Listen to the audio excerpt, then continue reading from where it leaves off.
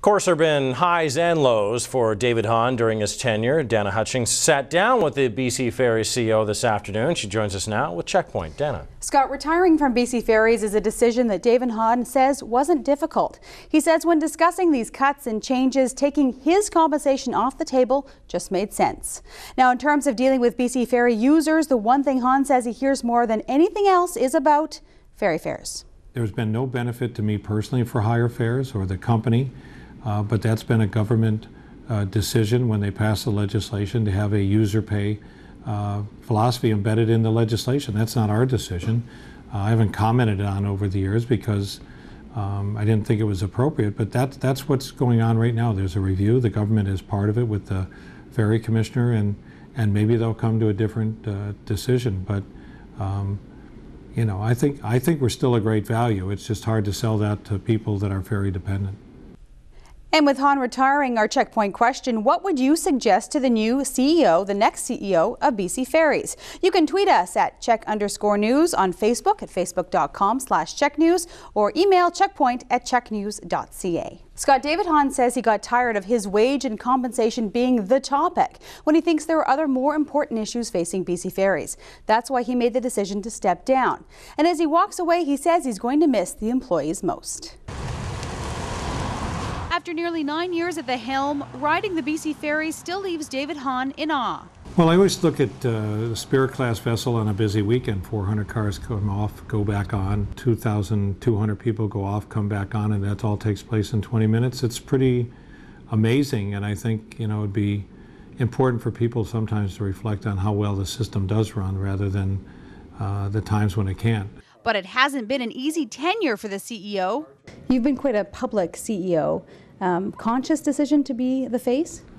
I think pretty much up front. I think the lack of a identity for BC Ferries in terms of who is going to be accountable for things was one of the early decisions I made, and that's why I took on the issue head on. Looking back, was that a good decision, do you think? I mean, yeah. You've been a punching bag for a lot of people for a lot of years. Well, I did some punching too, so I have no problem with being front and center on it. The best times, Hahn says, working with the employees. The worst, the sinking of the Queen of the North. Yo!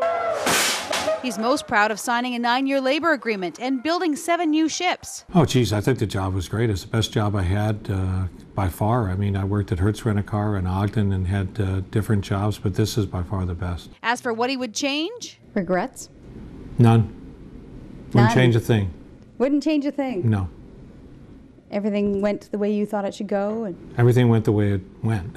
I don't think you can go back and change things. I wouldn't attempt to do that or second guess myself. It's not worth it.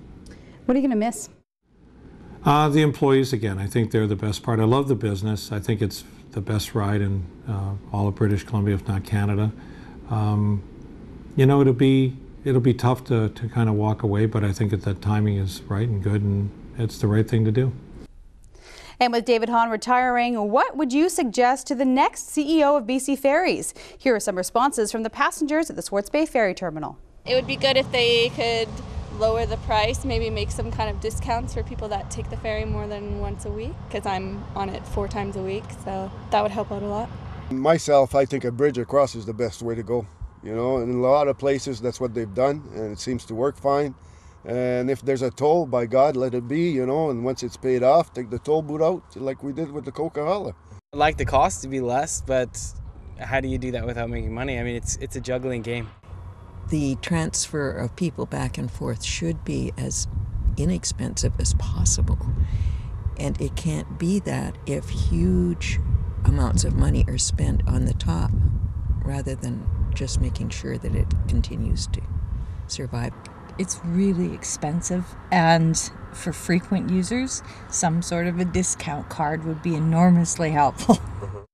And here are some of your social media responses. Steve Hutchinson says people who reserve their trip in advance receive a discount instead of pay a premium. It would allow them to anticipate their load and reduce costs accordingly. John Lee says initiate a 2-tier ferry fee, one for permanent island residents and another for everyone else, even if it means applying for a yearly discount pass with proof of island residency.